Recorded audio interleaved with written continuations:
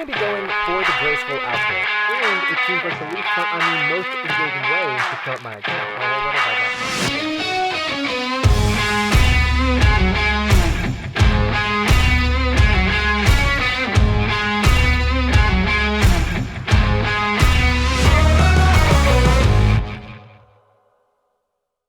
In the first episode, we had one major goal. We wanted to unlock the Canvas Agility course so that we can grind out Marks of Grace and get our full graceful outfit. And so that's what we're going to do in today's episode. And unfortunately for you, if I gotta suffer, you gotta suffer with me. So yeah, let's get to it.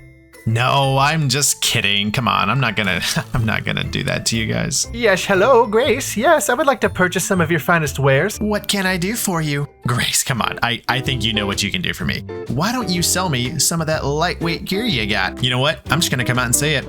We look pretty darn handsome. One thing that I do want to add is that while this series is mainly focusing around progressing from a noob's perspective, I also want to try to fill up as much of the collection log as I can. I'm not the greatest at the game, and I don't anticipate this series going on for a very long time. So when the day comes that I do actually die on this account, I want to look back at the collection log and think, you know, I did really good. So let's go get some upgrades.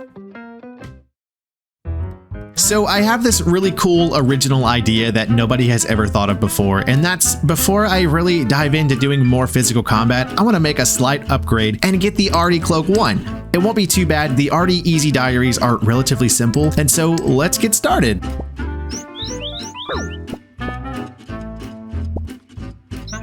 So I was able to get the Rusty Sword to trade into Tyndall the Merchant for the easy step for Artie, but also I got the polished buttons, which is fantastic because I need them for Ava's accumulator down the road. Yes, hello, I have some fine silk from far away to sell to you. What sort of price were you looking at per piece of silk? At per piece of silk. And it makes sense, but wow, why did I struggle? 120 coins. Okay, what about 60 coins? We pretty much have level 100 charisma, I'm telling you. Okay, next we gotta go pray in a church. Not very religious, but I'm gonna do it. Dear Sarah Doman, please give me good luck. I think. Is this how it works? I don't know how to do this. Hello there. My name is Cromperty. I am a wizard and an inventor. I don't remember asking you about your job, but can you teleport me? Thanks. Okay, fingers crossed for a dragon short sword. I'm like 99% sure you can get it from here. I think. Definitely not. Bronze, it's fine. Bronze is fine. I don't think my guy is having a lot of fun on this boat. Someone help me. Up next, the Hunter Emporium. So we're gonna pay our boy Alec a visit and see what's going on. Honey, I'm home. I think my future self is gonna hate me for not buying any of this stuff. Okay. We can do this.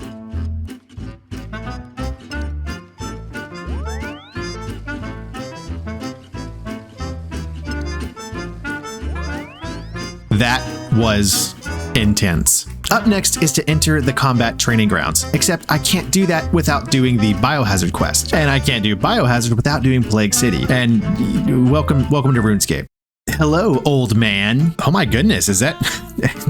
do we always talk to people that way? What do you do, Snectar? We don't do that, man. It's not very nice. So apparently Edmund's daughter, who is probably super cute and hilarious, has been kidnapped, and so we need to go full Liam Neeson and go save her. Hello, Edmund has asked me to help you find your daughter. Yeah, I've got like a lot of spy experience. I was a spy for King Rold. You know, we fought some Zamorak guys.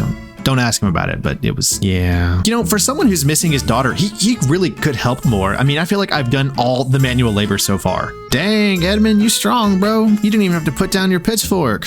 I'm mildly impressed. So we managed to make our way through the manhole, and using Edmund's brute strength, he lifted me up, I think. He did successfully pull the rope with like one arm, but that's fine. It's fine. But Jethic is there, and that's his buddy, so let's go see if we can find his missing daughter. So Jethic's friend Martha says that her daughter Millie saw some shadowy figures jump and grab Elena. Well, let's go see if we can find her. I'd stand away from there. That black cross means the house has been touched by the plague. What? I'm like fearless. You should have seen the boat I was on earlier. There was a lot of waves, and there were holes, and there was a kraken, and it was really scary, and I'm really tough. Okay, so the mourner doesn't think I'm tough enough to get into the salty spittoon, phone, so he's sending me on to find Brevik and get a freaking notarized document so that I can get into the stupid building, even though I was told him the boat story. Stupid stuff, and yet it's a stupid quest. All right, Mr. Mourner, I got your document, so I don't want you to just let me in that room there. Yeah, thanks. Appreciate it, buddy. Elena, is that you? All right, there's a key around here, and it's nope, not there. Okay, here it is. Okay, now we're good. We're good. Don't worry. I have a certain set of skills. A set of skills that makes me a nightmare for mourners like them outside. All right, Edmund, I found your daughter, but she wasn't particularly the hot blonde that you told me she was, but it's fine. It's fine. I am one step away from getting that darn cape that's going to give me unlimited teleports to Ardoin.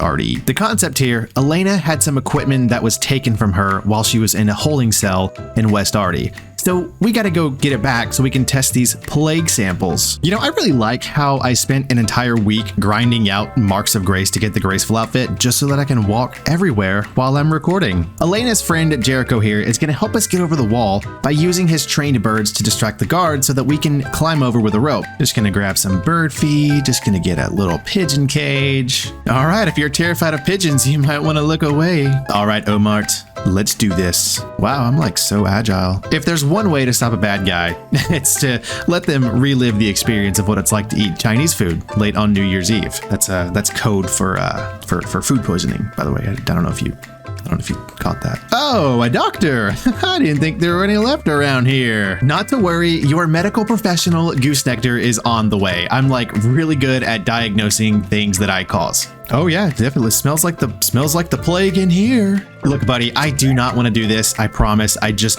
want to pass the gate, and you won't let me pass the gate. And the only way to get this to the gate is to make sure you're not there. And this is the only way. I'm a cold-blooded killer. Nope, not in that one. Is it in this one?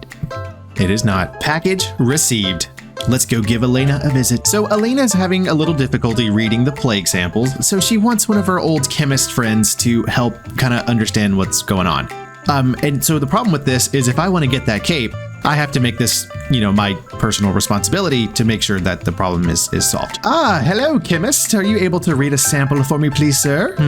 Okay. Looks like this is going to be a little more difficult than we anticipated, but it is all good because I see 3 students out there who would probably love to help. Thank you. Thank you. And thank you too. Wow, what nice guys. Now that my new 3 clan members have helped me sneak items in to not get, caught by the guards, Let's go see if we can get this plague sample underway. He's having a difficult time reading the sample. I wonder maybe if his glasses need to be...